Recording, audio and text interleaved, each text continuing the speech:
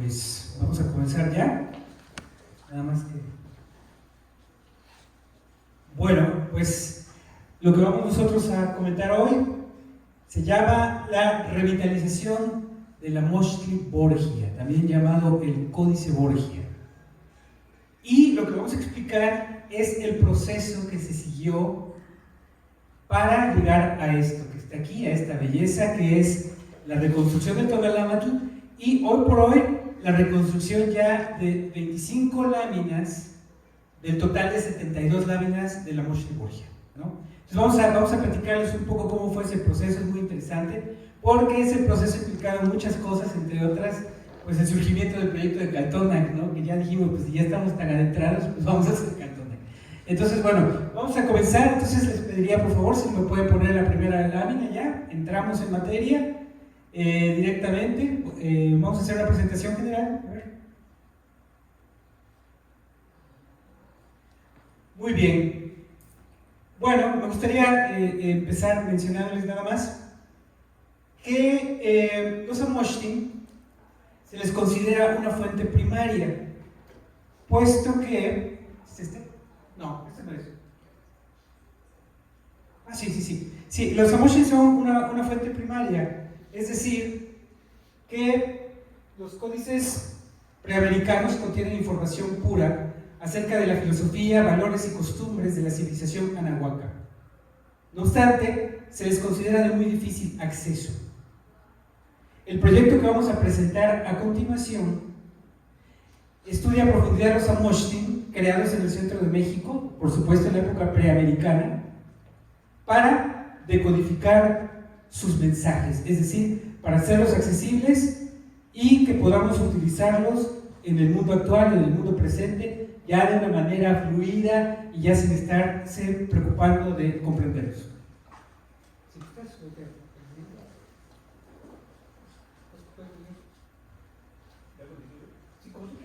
Bien, lo primero que vamos a definir es el objeto de estudio. Bien, pues en términos generales, los Amoshtin adivinatorios de origen preamericano. Esta es como la base de nuestro estudio. Y aquí hago la aclaración que Amoshtin a veces suena extraño, me han comentado, porque dicen que Amoshli, al no ser una cuestión, algo animado, algo vivo, esto no se puede pluralizar de esta manera. Lo cierto es que ya lo hemos encontrado como Amoshtin porque estos documentos se les considera documentos vivos. Entonces sí se puede hacer esta pluralización como Amoshtin. Nuestro objetivo de estudio particular entonces es el Moschli Borgia, ¿sí? O sea, el conocido como Códice Borgia, es uno de los más completos y que contiene además una narración cosmogónica.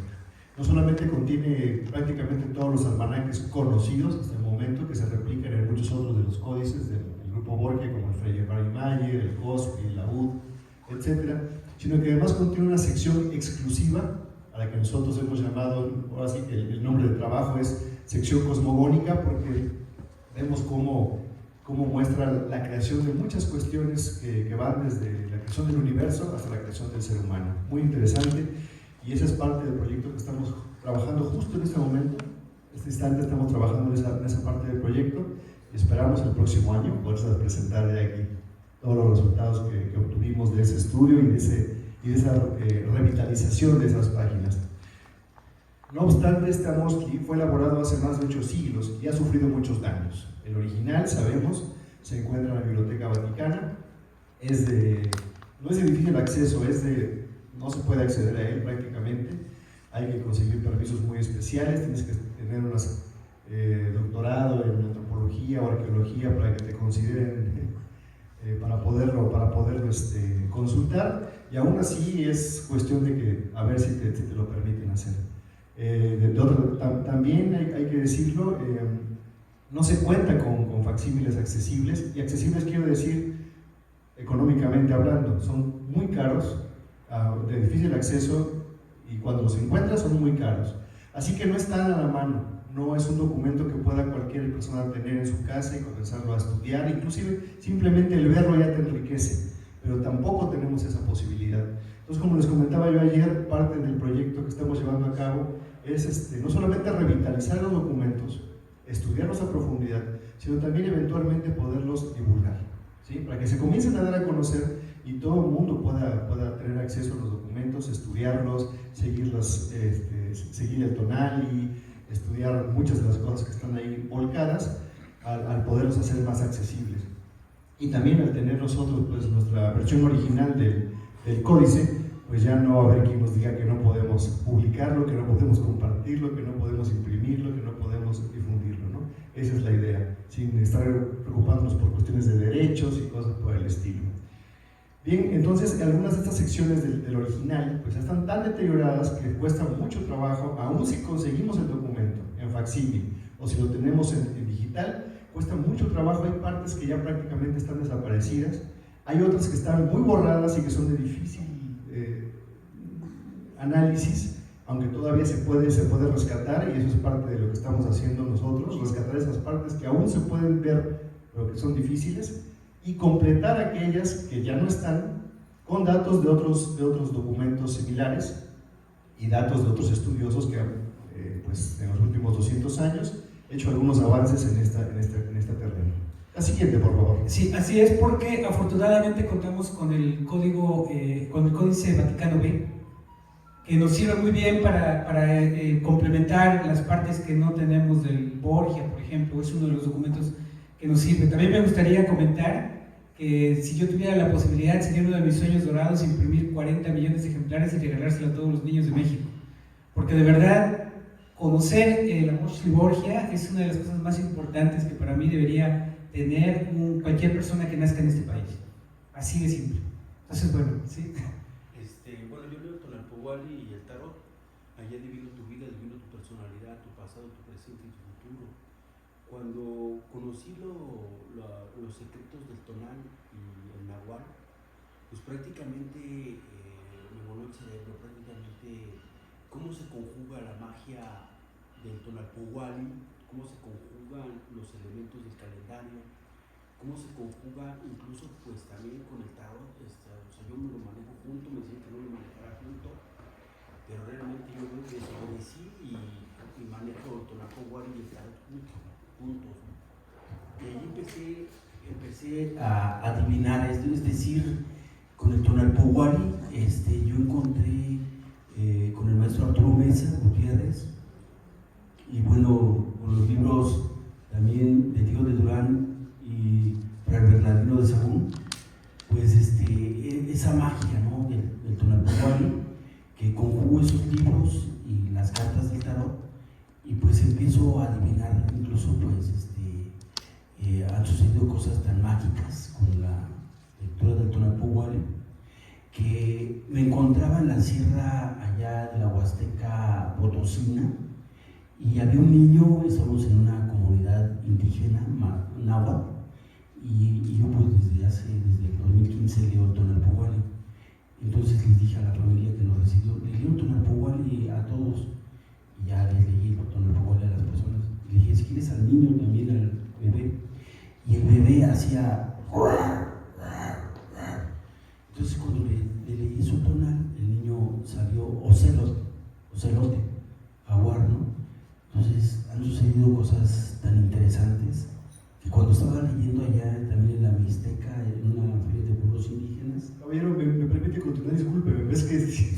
tenemos el tiempo muy recortado. Bueno. Y pues estamos apenas iniciando la presentación. Sí. ¿Me permite? Bueno, pues el tonal pues adivina, ¿no? O sea, es la magia de los antiguos ancestros. Así es, exactamente. Este documento, sobre todo esta parte del programa, tiene unas funcionalidades muy particulares, y entre ellas la parte mántica, lo que nos conecta con todos los ciclos. Sí, César. No, nada más para pedir al auditorio que las preguntas, si nos hacen favor, para que, con el respeto de todos, ustedes y de nosotros como auditorio, para que sea el último. Gracias. Sí, Armando, por favor. Sí, gracias. Bien, vamos a continuar entonces. Aquí lo importante, y nos quedamos ayer también a mitad del comentario, el lenguaje gráfico es el abordaje decisivo para el desciframiento de estos documentos. No basta que lo analicen quienes ya lo analizaron, es muy útil lo que han descifrado los antropólogos, los arqueólogos, los historiadores, pero como ya les comentaba, es muy importante que los expertos en imagen, historiadores del arte, artistas gráficos, diseñadores, se adentren a esto porque ellos son quienes van a poder acceder todavía más adentro en estas cuestiones. La singularidad de este proyecto, Altonac, y de la revitalización del Borgia, es que lo encabeza un profesional de la imagen. En este caso, su servidor es diseñador gráfico, y mis compañeros también, lo tengo que decir, es la primera vez que lo vamos a anunciar, ellos también ya están dibujando.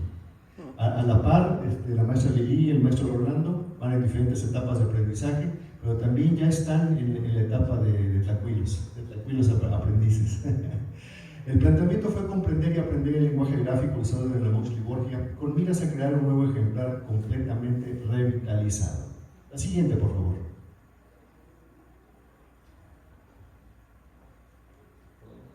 Sí, bueno, aquí marcamos un punto de partida que tuvimos antes de iniciar el proceso. Y bueno, en primer lugar estaba la revisión de las fuentes secundarias o virreinales, el análisis de las metodologías desarrolladas para deconstruir el lenguaje gráfico de las civilizaciones de Anáhuac. Yo creo que también aquí es muy importante mencionar que en los últimos 10 o 12 años han aparecido libros verdaderamente valiosos que para quienes estén interesados en conocer este lenguaje, lenguaje gráfico, especialmente de los libros adivinatorios, son libros increíbles, de la doctora Mikulska, de Ana Díaz, en fin, si gusta, a lo mejor también podemos hacer un comentario breve sobre eso. Y en tercer lugar, la revisión de objetos, fauna, flora en general, del medio físico para identificar cada uno de los elementos plasmados. Aquí creo que es uno de los trabajos más interesantes que hizo Gerardo, porque lo que hacíamos es que se buscaba la imagen de aquí y se buscaba el objeto en el mundo real. Y ahí fue donde comenzamos a encontrar que, por ejemplo, muchas de las interpretaciones que había, o también muchas de las versiones que se habían creado, estaban mal porque se habían ido con una idea general y a lo mejor no estaban identificando plenamente al objeto, al animal, a la flor o a cualquier cosa, ¿no? Y ahí han comenzado a surgir muchas cosas muy interesantes. La siguiente, por favor. Esa identificación plena es sumamente importante porque nos abre posibilidades de correcciones a cuestiones que llevamos años leyendo en libros que ya están creados. Insisto, muy valiosos ellos, pero sí hemos detectado algunas fallas que de corregirse, bueno, pues nos van a permitir a todos una comprensión todavía más plena de esta situación. Tlacuilo, es muy importante para nosotros, muy importante entender qué era Tlacuilo. O sea, eso era esencial, puesto que nosotros lo que aspiramos a hacer es generar a muchos tlacuilos. Por eso también nosotros estamos tomando ya la tiza, el lápiz, la pintura, para comenzar a hacerlo, porque es parte de verdad, para entender yo les digo artefactos, objetos, porque decirle libro se queda corto, decirle códice también se queda corto. A Moschly es la forma de verdad más correcta y completa de nombrarlo. Para poder entender bien los Moschly hay que hacerlos. Es como aprender a escribir. Es como si quisieras leer o te gustara leer y no supieras escribir. Es exactamente lo mismo. Tenemos como una cierta limitación. Pensamos que a lo mejor a determinada edad ya no se podría aprender, y sí, realmente se puede. Entonces, parte de lo que nosotros deseamos es eso. Entonces, para hacerlo, pues todo lo que nosotros decimos realmente lo hacemos, ¿no? Entonces ha sido como lugar. Entonces, pero había que partir de qué era Tlacuilo. Bueno, Tlacuilo era el artista gráfico que dominaba el lenguaje de imágenes que se plasmaban en papel, piel, madera tallada o piedra labrada. Las fuentes virreinales nos indican que eran individuos con una refinada instrucción, versados en la filosofía y ciencias de la náhuatl. El siguiente, por favor, porque ahí se redondea el concepto, ¿no? La cualidad que los distinguía de otros sabios, el Tlacuilo era un hombre de conocimiento, o sea, no solamente, la diferencia es que como no estamos hablando de ciencias insulares, sino que era una ciencia integral, ¿sí? El Tlacuilo era un sabio, o sea, el Tlacuilo era un hombre de conocimiento que dominaba las artes gráficas. O sea, primero tenías que ser filósofo, tenías que ser docto en todos los conocimientos antiguos, entenderlos perfectamente y aparte, entre tus muchas virtudes, así como lo es nuestro Tacuilo, que también es un estudioso de todo esto, también debías tener la habilidad del arte. Entonces, la cualidad que lo distinguía de otros sabios era que tenían un amplio dominio de la expresión a través de imágenes. Es notable que hicieron escuela, desarrollaron diversos estilos y alcanzaron niveles de excelsitud, como lo demuestra la manufactura de la Moschli Borgia, que por cierto, su origen se ubica más o menos en la zona de Cholula, La Scala, por ahí. Incluso lo que nosotros hemos ido encontrando es que en esa zona, verdaderamente lo que viene en el Borgia se vive, ¿no? Pues simplemente el cacahuatl, pues es el chocolate espumoso, pues es totalmente de la zona de Cholula, Zacatelco, toda esa parte es donde se toma, ¿no? Entonces, la siguiente, por favor. Siguiente, por favor.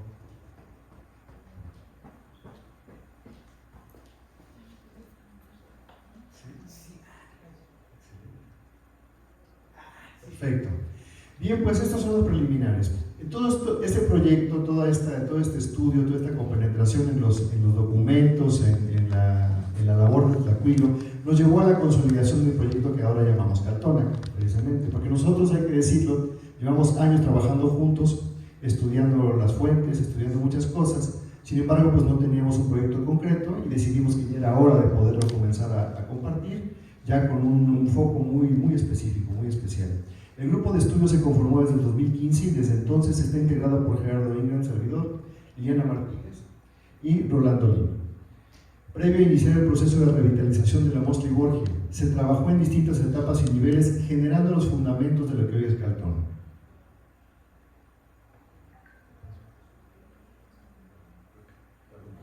Sí, vamos a definir rápidamente las tres etapas. Primero fue el dibujo y copia de diversas piezas arqueológicas, petroglifos, símbolos, sellos, deidades y en general cualquier imagen que emanara de las culturas del México ancestral. Etapa puramente de goce estético y lúdico, puro entrenamiento. Al principio comenzamos copiando, dibujando lo que nos gustaba, entrenando la mano, entrenando la mente, un poco estudiando qué se veía en esas imágenes, pero sin ningún foco específico, simplemente gozando de la labor del dibujo. La siguiente etapa ya fue un poquito más de compenetración. Ahí fue donde ya comprendimos que teníamos no solamente que dibujar y copiar, sino comenzar a entender perfectamente de qué estamos hablando. Estudio de temas específicos relativos a las imágenes que se iban creando durante este periodo.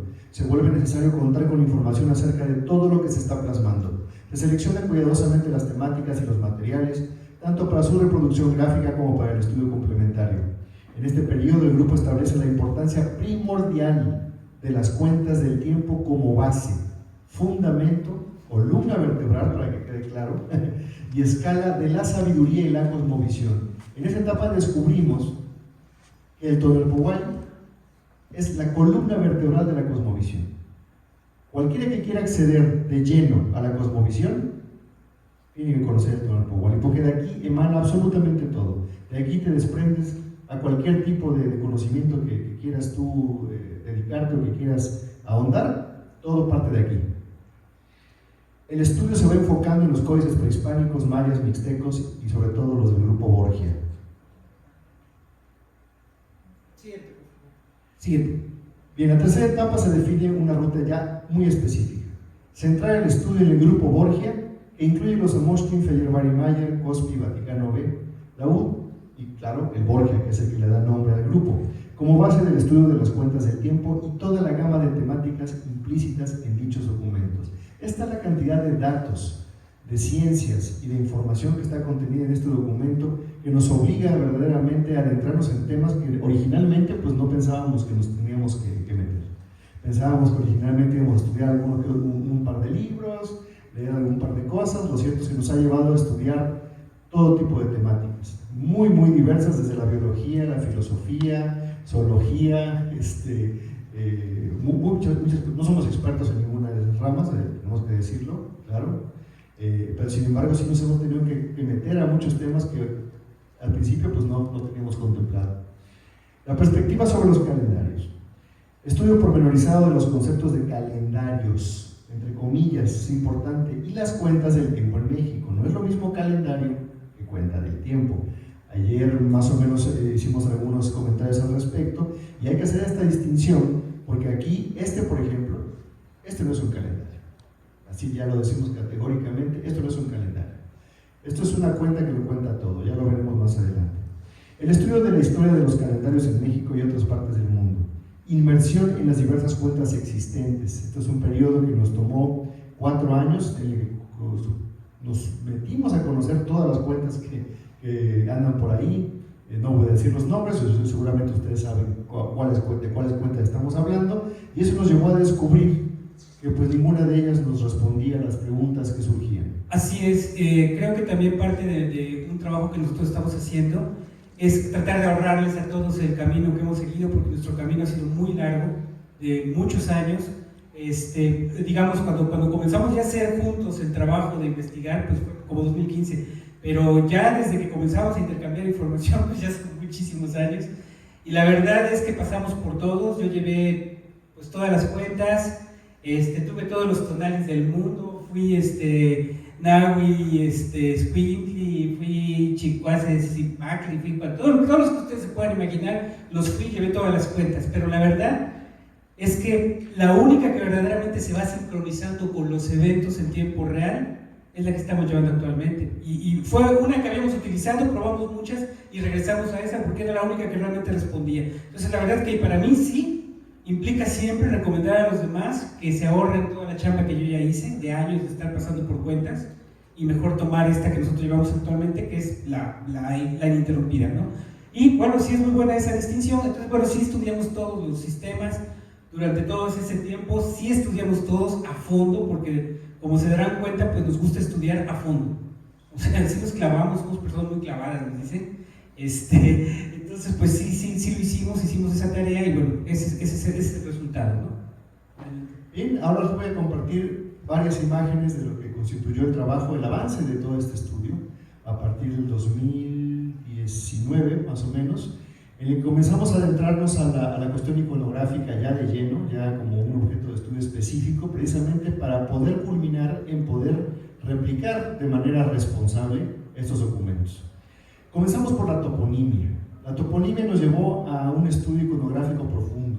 Iconografía en general, estudiamos la iconografía en términos generales, no solamente la de México, sino la de varias partes del mundo, estilos, lenguajes, una inmersión necesaria para esta etapa en la construcción y funcionamiento del náhuatl como lenguaje. No hablamos náhuatl, no somos nahuatlatos, sin embargo hemos tenido que meternos bastante en ese terreno para poder comprender lo que se está plasmando, y particularmente los topónimos, que son estos glifos que representan los nombres de las poblaciones, que aún se conservan afortunadamente muchos de ellos en todas las partes del país, nos permiten esta primera etapa de inmersión en la iconografía, en donde vemos elementos fonéticos, pero con dibujos que también se utilizan en los Amostin originales. Entonces fue la primera aproximación que nos llevó a estudiar la iconografía, la toponimia, y meternos al estudio básico del idioma náhuatl. El conocimiento de la forma en la que se expresaban ideas y conceptos tanto en el lenguaje gráfico como en la parte fonética del lenguaje pictográfico. El estudio de los códices borbónico, boturini, matrícula de tributus y mendocino.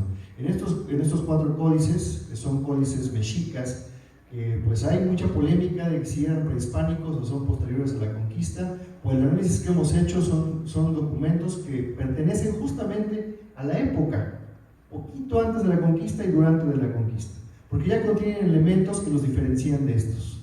Y ahí se están contenidos los topónimos que nos llevaron a esta primera inmersión en la iconografía ya de manera formal. La siguiente, por favor. Otro estudio paralelo que derivó de la toponimia nos llevó a la epigrafía maya. La epigrafía maya le puse asterisco ahí porque no tiene que ver con este proyecto en particular, pero necesariamente teníamos que abarcar todos estos lenguajes pictográficos, y que particularmente en el área maya pues ya era un alfabeto, era más bien un silabario, ya podías representar, ya podías expresar textos completos, ¿sí?, en forma de glifos. Entonces bueno, saltamos de la toponimia náhuatl a la epigrafía maya como para poder complementar y ampliar más este campo de estudio, porque eventualmente, hay que decirlo, vamos a dar el brinco a los códices mayas y a la iconografía maya, que también es un mundo muy similar, o sea, prácticamente el mismo tipo de lenguaje, pero con sus particularidades y su propia área de estudio y de aplicación. La siguiente, por favor. Probablemente en 2 tonalpohualis más. Probablemente en 2 tonalpohualis ya estaremos estudiando la parte maya de la iconografía. El estudio de los animales fue una etapa fascinante. Fue una de las etapas más largas, ¿cierto?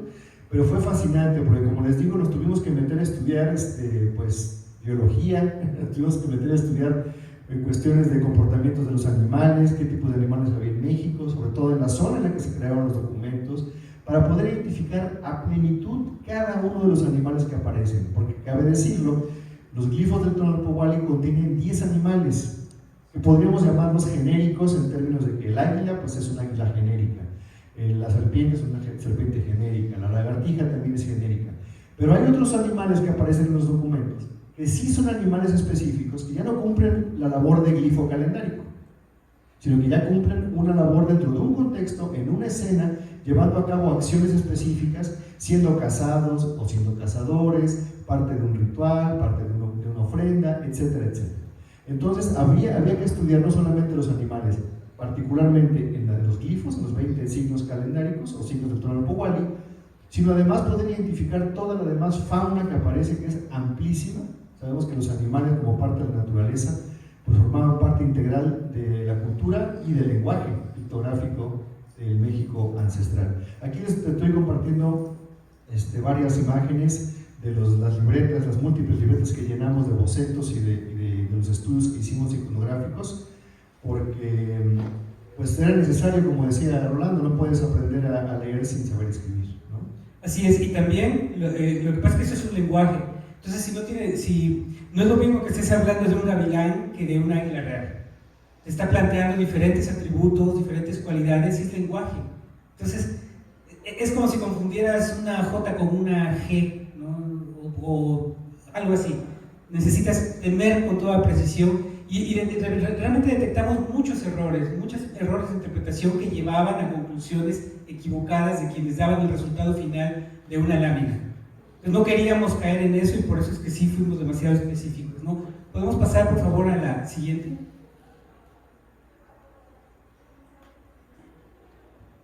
Bien, les decía que esto es un capítulo aparte, la parte de los animales. Nos llevó inclusive a crear animales que no están en los códices, ¿sí? Ya comenzamos, ya cuando aprendimos cómo representarlos, cuáles eran las características, las texturas y detalles que se utilizaban para diferenciar uno del otro, comenzamos incluso a crear animales que no aparecen en los códices, ¿no? Y fue un ejercicio muy interesante porque descubrimos cosas pues, particulares de cada una de las especies y nos ayudó también a identificar todavía otro nivel más de comprensión de los animales que todavía se resistían a ser identificados en los códices. Porque cabe decir que los tlacuilos tenían una cualidad muy sintética.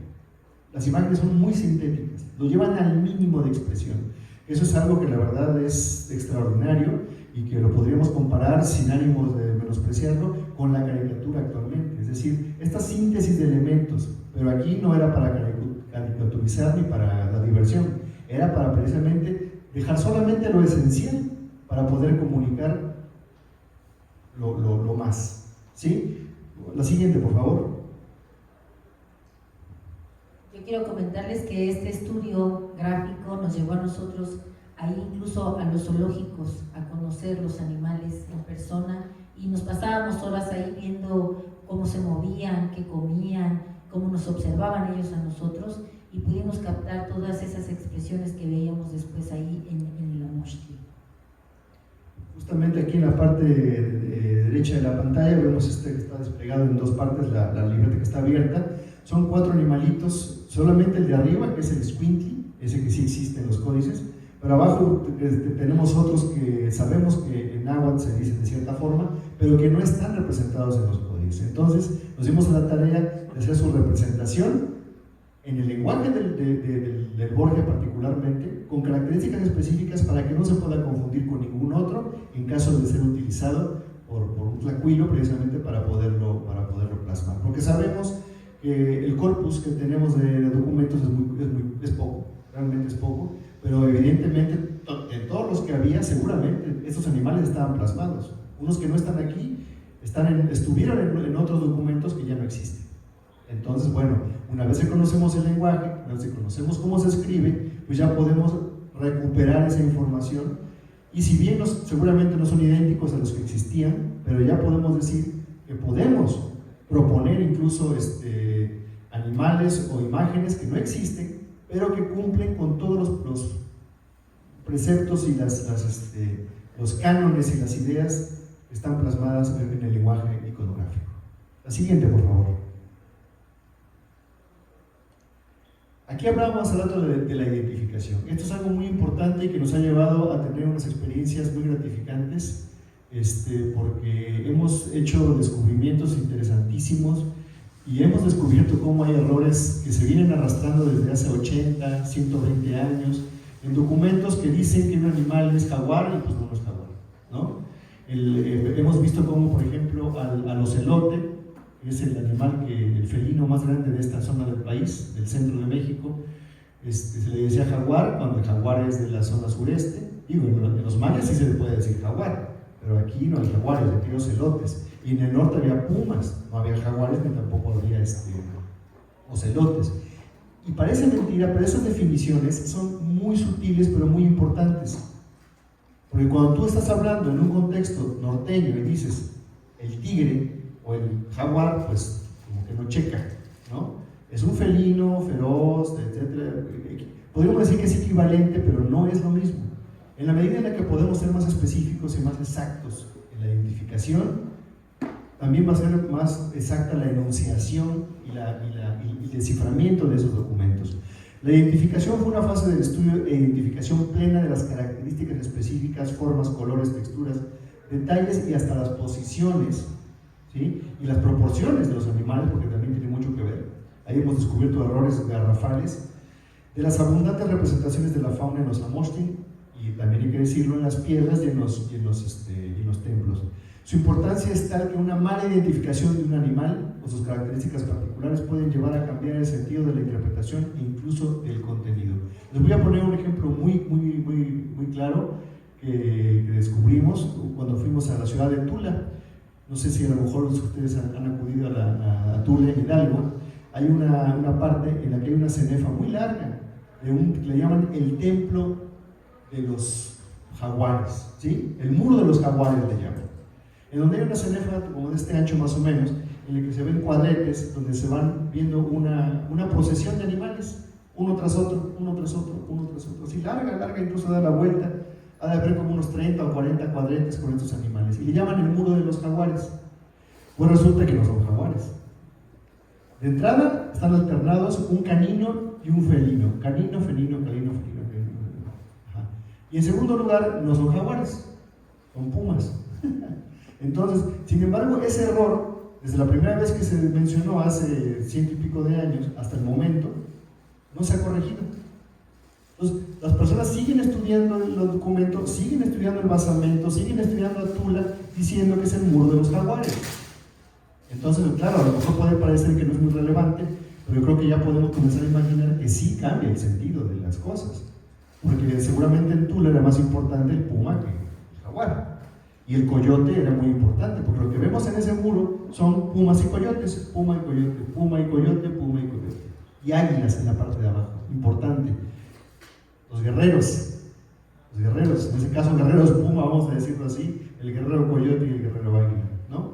Entonces, ese tipo de detalles, una vez que logramos identificar todos los animalitos y sus detalles, hemos de verdad encontrado muchos errores en muchos libros, hay que decirlo. Lo digo con humildad, pero también con mucho orgullo, porque la verdad es que sí creo que podemos en un momento dado contribuir con datos pequeños pero relevantes para que las siguientes generaciones de antropólogos, historiadores, diseñadores, arqueólogos, etcétera, quienes estudian estas cuestiones, sean más precisos en su identificación y por lo tanto avanzar mucho más y cometer menos errores. Su importancia es tal que una mala identificación haya olvidado. La siguiente, por favor. Sí, aquí nosotros cuando mencionamos un error, entendemos que las personas que abordaron este estudio eran extranjeros. En muchos de los textos son extranjeros los que escriben, y entonces ellos van a ocupar las palabras que conocen, van a usar los referentes que ellos tienen en su cabeza de acuerdo al contexto donde crecieron. Entonces es muy importante para nosotros visitar los lugares, ver la flora, la fauna propia del lugar para poder dar la interpretación del libro o de la mosh que estamos estudiando y poner los términos como tienen que ser. No podemos nombrar a un ocelote con el nombre de un tigre porque es totalmente diferente. Entonces eso es lo que nosotros hemos estado haciendo, esa es la tarea más importante que tenemos, el darnos cuenta si precisamente ese es el término que corresponde a lo que nos quieren explicar. Así es, y esa identificación también pues, se extiende a todos los elementos de los documentos. La siguiente etapa fue la más interesante, porque nos llevó ya a una comprensión de otro nivel, en lo que podemos llamar deidades, númenes, ¿sí? Hay mucha polémica en cómo llamarlos, pero bueno, también le puse aquí deidades, personajes, ¿no? Para abarcar un marco amplio, porque sabemos que son personajes llevando a cabo acciones que tienen un significado específico en cada uno de los contextos que se van presentando. Aquí precisamente una página de cómo comenzamos a hacer ese estudio. Comenzamos por identificar todos los elementos que componen sus tocados, sus joyas. Esta documentación ya existen libros que hablan de todo esto, pero tenemos que dibujarlos para poderlos aprender de manera correcta. Estudio detallado de la mitología, las leyendas, las tradiciones alrededor de las figuras de deidades y númenes, parte fundamental para comprender no solo la cosmovisión, sino los niveles de significado que operan en las representaciones de estos personajes en todo el arte, entre comillas, del México ancestral, sobre todo de su papel en los códices adivinatorios y la concepción de las ideas del tiempo y su registro. La siguiente, por favor. Aquí una página de esas que les comento. Tenemos páginas de estas de todas las deidades, y algunas nos tomaron hasta 2 y 3 páginas, donde tenemos la deidad y todos los detalles, las variantes de sus tocados, porque aparece, a veces la deidad aparece varias veces en el códice, pero no siempre aparece igual. Aparece con tocados diferentes, con pulseras diferentes, con collares distintos, y todo eso nos va hablando de cómo se va dando una combinación de elementos que en ocasiones no es como identificar a Zeus o a Afrodita o a Marte en otro tipo de mitologías. Aquí hay unas ideas muy interesantes en las que se mezclan los atributos para darnos lecturas sumamente diferentes. La siguiente, por favor. Definición de las bases y objetos específicos de estudio.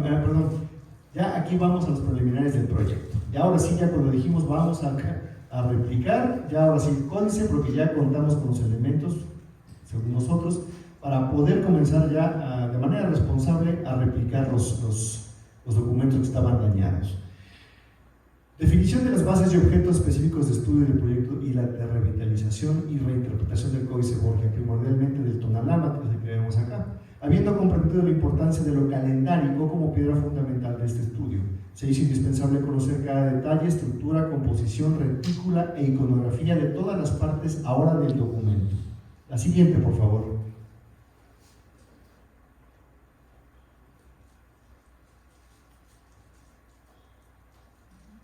Se comienza entonces la recreación de escenas completas y específicas del códice, a manera de entrenamiento primero, para establecer la mejor manera de crear cada parte del documento. Lo primero que se replican son las 3 escenas. Comenzamos a recrear escenas un poco también como ejercicio preliminar para ver cuál era la mejor técnica, tanto técnica de cómo hacerlo, con qué instrumentos, con qué materiales, con qué papeles, en qué formatos, si lo íbamos a hacer en un original o íbamos a escanearlo para combinarlo con lo digital. Hicimos muchas pruebas.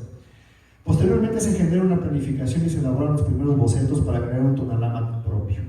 Arranca un estudio profundo de los 20 glifos, sus diversas representaciones y significado implícito. La siguiente, por favor.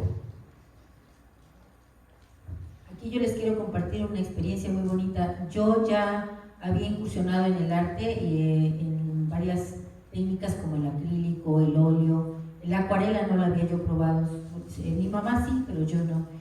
Y cuando entramos en esto, en la selección de los materiales, fue muy bonito cuando Gerardo nos comparte que lo que teníamos que usar era acuarela, porque Citlalo, que era el medio en el que estábamos contenidos, a través de la acuarela, él era el que nos iba a guiar para ir poniendo los colores y los matices. Y así, invocándolo a él, hicimos los primeros pusimos los primeros colores en el papel. Entonces fue una experiencia muy bonita porque de alguna manera estábamos haciendo lo que después descubrimos que hacían los tlacuilos, que era evocar a esos númenes para poder hacer la gracia de ellos en este plano. Aquí comenzó la fase de producción, creación y estudio específico de los temas: el Tonalpohualli, las cuentas temporales, las deidades, los contextos, la fauna, los atributos, los conceptos abstractos y todo dentro del Códice Borgia. La siguiente, por favor. Aquí otra imagen, la siguiente, por favor. Otra más. Bien, aquí llegamos al final donde ya vamos a presentar las imágenes específicas del proyecto, de la producción del proyecto en sí. Y queremos comentarles que como reporte del avance del proyecto, tenemos ya 3 secciones terminadas: el Tonalámatl, que es este que están viendo acá; el almanaque de trecenas, que son 20 láminas, o sea, es el doble de esto; y los 20 signos y sus númenes, sus acompañantes. El total de láminas completadas hasta este mes de agosto es 25 de 76, o sea, llevamos la tercera parte del códice revitalizado para su posterior publicación. Y la siguiente, por favor, publicación y difusión. Aquí algunas escenas, voy a pedir que nos estén avanzando. Los 260 glifos del Tonalámatl, ¿sí?, en su etapa de tinta, ¿sí? Aquí los van viendo cómo los hicimos por separado, para luego poderlos escanear y montarlos en el formato, ¿sí? Aquí algunas etapas. Así se ven todos los glifos. Ahí le tienes, por favor. Todos los glifos que vemos aquí en la parte central, todos estos glifos ahí están ya en tinta, ¿no? En la primera etapa, ¿sí? Los 260 elementos, pero ya en tinta. La siguiente. Perdón, un momento. Es importante mencionar que en el Borgia, en el Moshki Borgia, cada uno de los glifos del Tonalámatl en extenso, que es este que están viendo aquí, es distinto. Y esa distinción entre cada uno es importante. Entonces, quisimos, porque muchas veces se replica el Tonalámatl y se hacen igualitos. No. Cada uno tiene su cualidad, tiene que tener su singularidad, cada coordenada es importante, entonces, cada una de ellas. Entonces, y eso fue lo que se hizo, por eso se ven así. Cada uno es distinto, es más, Gerardo los tiene numerados y sabe específicamente cuál es el Nahui Atl, ¿no? Es el Matlacli, el Wangeyos o Matli, perfectamente sabe cuál es. Entonces, pues sí, es muy importante y también se hizo hasta ese grado de depuración del trabajo. Sí, y lo comparamos con trabajos, ¿perdón? Seguro matizará su significado. Seguro. Inclusive recuperamos datos que no están en ninguna de las versiones que se han hecho, porque se han hecho. Del Borgia creo que hay 2 versiones que se hicieron en el siglo XIX y otra a principios del XX, y en esas no se tienen algunos datos que nosotros ya recuperamos. La siguiente, por favor. Es muy importante estos detalles. Aquí ya para la fase de color, la siguiente. Si se ven, ahí están, les comparto un poco de mi espacio de creación y de trabajo. Y ahí le colgué en la pared todos los glifos. La siguiente etapa son las escenas de pronóstico, las que están en la parte de abajo y en la parte de arriba, ¿sí? Que también es otra parte importantísima y relevante de esta cuestión, porque nos dan el matiz de identificación y de lectura de cada uno de los tonales. La siguiente, por favor. Aquí otras escenas en color, la siguiente. Un poco para que conozcan cómo se ven de cerca las imágenes y en su formato original, cómo lo fuimos creando. También, por favor, la siguiente.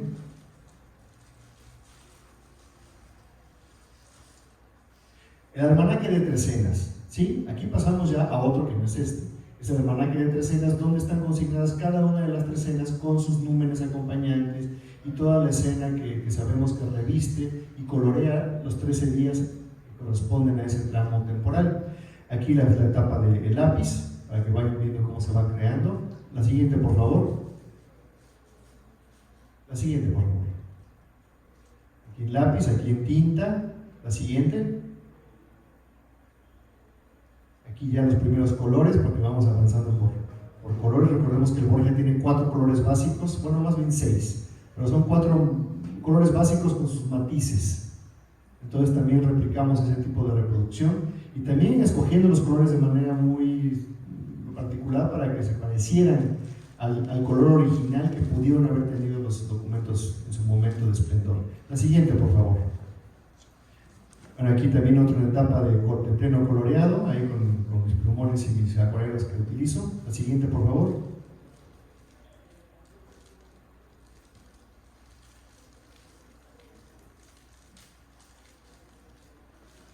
Todo esto aquí ya es la etapa de producción. Es un poco compartirles el trabajo como a manera de reporte. Sí, y un poco también porque me preguntan, compártenos cómo lo hacen, dinos cómo me han preguntado bastante, creo que es una oportunidad ideal para poderlo presentar. La siguiente, por favor. Ahí están todos. Bien, ahí están todos los patrones de los 20 signos, ya aquí se dejó de avanzar. Los patrones de los 20 signos ya en color. Esta fue la última etapa, esta la terminé hace 15 días, sí, es la más reciente. Este es un almanaque donde están, en cada página hay cuatro glifos con sus 4 números en 5 láminas para completar los 20 números que acompañan los 20 glifos. La siguiente, por favor. Ahí están todos, están al revés, están de cabeza para que lo imaginen. Bien. Y aquí sí aquí ya la comparación de una página del documento original y la forma en la que nosotros lo hacemos que luzca en ese momento.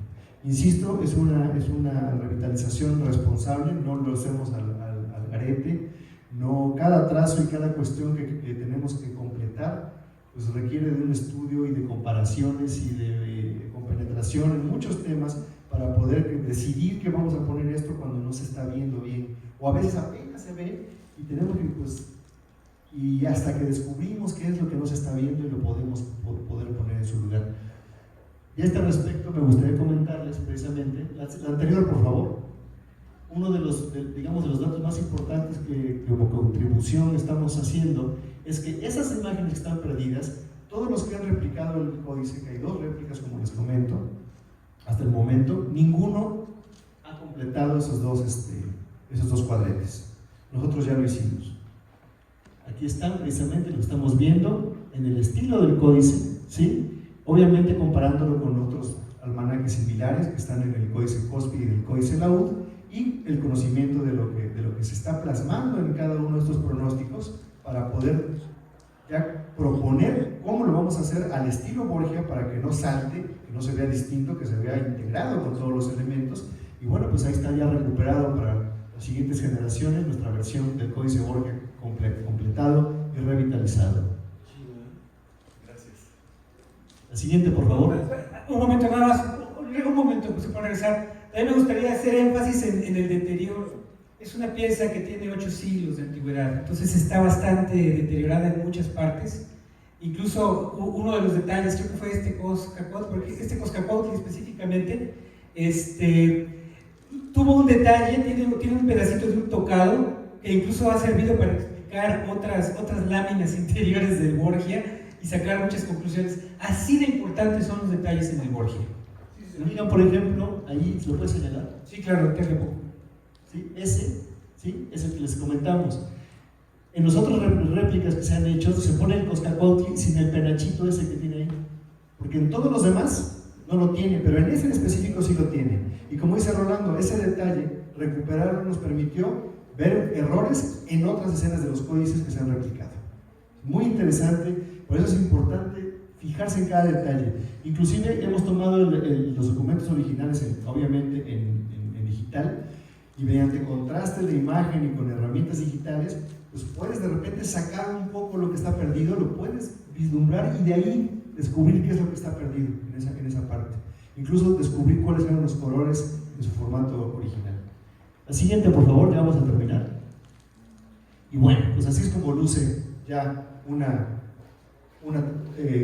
digamos que 2 de las láminas, las escenas completas, que ahí está, lo pueden ver en grande, pero aquí lo están viendo en físico. Ya es la primera vez que lo presentamos en público. Y bueno, pues esta es parte, y es la primera parte del proyecto, porque como ya vieron, tenemos ya completados la parte de 3 escenas y la parte de los acompañantes de los glifos, que próximamente también vamos a editar de esta forma. Vamos a editar, pues ahora sí que conforme lo vayamos terminando, lo vamos a ir editando, y eventualmente en 2 vueltas más del Tonalpohualli, en 520 días, esperamos ya poderlo tener el Borgia completo completo, revitalizado para su difusión, su publicación y divulgación.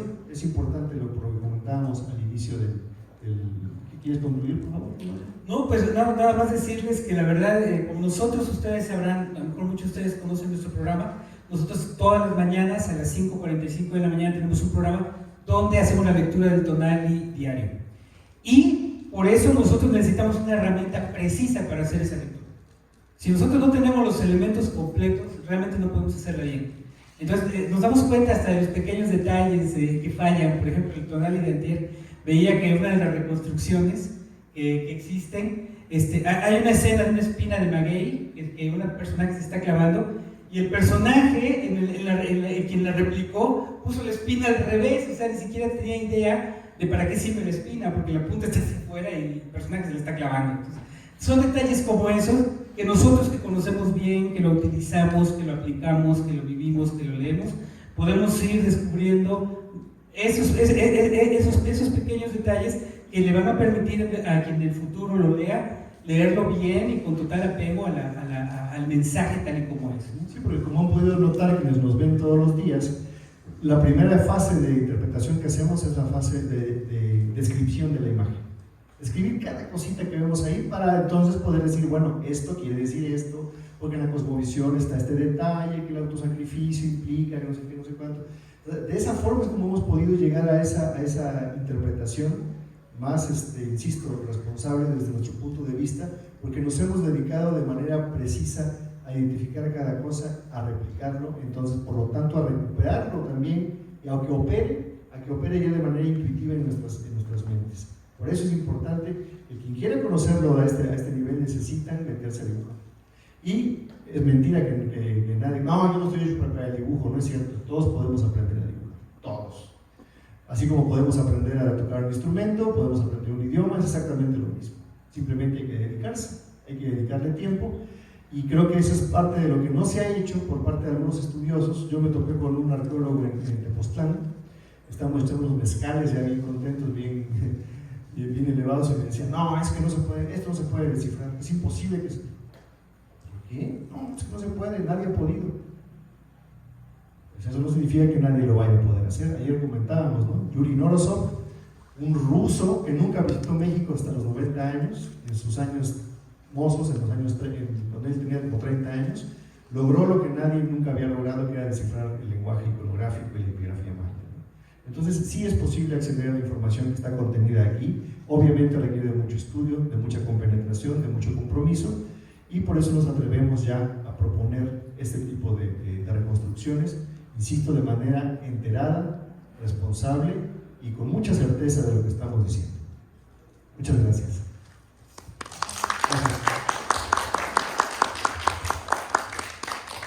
No sé si tuvieran alguna pregunta. Quiero saber si van a dar el taller para aprender pues lo que están haciendo en el sentido pues de lectura realmente comprensible de Tonalama, Tonalpohualli, y cuándo empezarían los talleres, y si van a poner a la venta el libro que están